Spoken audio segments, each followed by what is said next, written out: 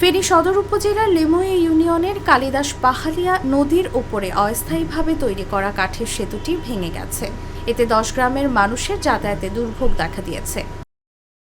এটা শুক্রবার রাতে ব্রিজটা ভাঙে গেছে, ভাঙে যাওয়ার মানুষের দোনোফারা লাইন ধরে গেছে, তারপরে ওই অস্থায়ী বোর্ডের কারণে কোনোরকম চলাচল করা হচ্ছে। আর স্কুলের ছাত্রদের খুব অসুবিধা হচ্ছে, কাদার ভিতরে যাই উঠানামা করতে হয়। একটা ব্রিজ ছিল ওটা ভাঙে গেছে, কাঠের ব্রিজ ছিল ওটা ভাঙে গেছে। এখন নৌকাতে আমরা ভয় পাইতেছি, নৌকাতে সবকিছু তো করা যায় না। বিশ্ব ব্যাংকের অর্থায়নে 12 কোটি টাকা ব্যয়ে নির্মাণাধীন পিএসসি গার্ডার ব্রিজের পাশে বিকল্পভাবে চলাচলের জন্য কাঠের সেতুটি নির্মাণ করা হয়।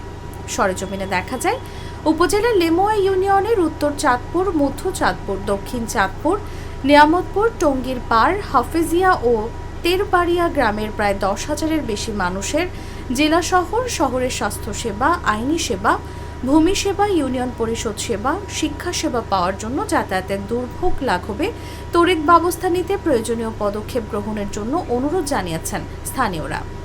আমরা প্রতিদিন কাঠের ব্রিজটা দিয়ে আসি, তো আমাদের আসতে ভালোই লাগে, কিন্তু কাঠের ব্রিজটা ভাঙার পর আমাদের খুব কষ্ট হয় যেতে। এই ব্রিজটা ভেঙে গেছে, আমার একটা নৌকা দিয়ে আসা যাওয়া করতে অনেক কষ্ট হয়।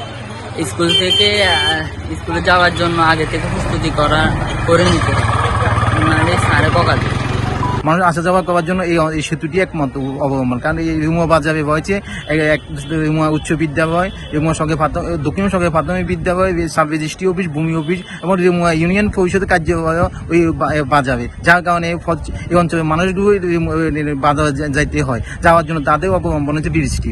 ওই এলাকার একমাত্র ভরসার কাঠের পুলটি লেমুয়া উচ্চ বিদ্যালয়, দক্ষিণ লেমুয়া সরকারি প্রাথমিক বিদ্যালয়, লেমুয়া ইসলামিয়া দাখিল মাদ্রাসা, ইউনিয়ন পরিষদ অফিস, বাজারের ক্রেতা বিক্রেতা সহ নিত্যদিনের চিকিৎসা ও হাটবাজারের যাওয়া সহস্রাধিক যাত্রী সাধারণ মানুষের।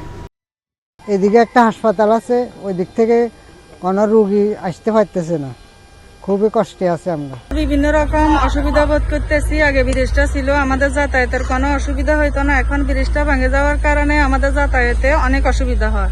ছেলেপেলেরা স্কুলে যাইতে পারে না, নৌকা ঠিক মতো আসে না, অপেক্ষা করতে হয়, স্কুল অনেক সময় লেট হয়ে যায়। জন্য আমরা চাইতেছি তাড়াতাড়ি ব্রিজটা যেতে হয়। ফেনী সদর উপজেলা নির্বাহী প্রকৌশলী দীপ্ত দাশগুপ্ত জানান, বর্ষাকালে কচুরিপানা এসে কাঠের পুলের নিচে জমা হয়ে যাওয়ায় পানির স্রোতে দ্রুত ভেঙে গেছে। এরই মধ্যে ঠিকাদারকে বলে দেওয়া হয়েছে জনদুর্ভোগ লাঘবে দ্রুত পদক্ষেপ নেওয়ার জন্য। গত 10 দিন ধরে এখানে কিন্তু অনেক ভারী বর্ষণ হয়েছে এবং বন্যা হয়েছে। অলরেডি আমাদের পরশুরাম ফুলগাজী উপজেলা, ছাগলী উপজেলা প্লাবিত হয়েছে।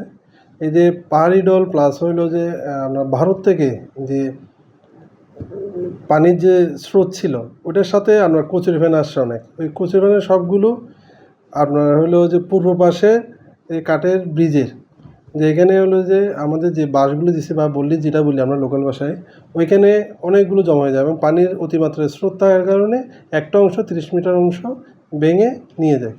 আমরা এটা ইতিমধ্যে কাজ শুরু করে দিয়েছি।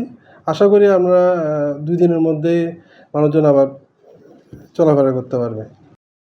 দ্রুত কাঠের পুলটি নতুন করে নির্মাণ করে না দিলে কষ্ট করে প্রতিদিন পায়ে হেঁটে ও ঢাকা চট্টগ্রাম মহাসড়কের উল্টো পথে ঝুঁকি নিয়ে চলাচল করতে হচ্ছে।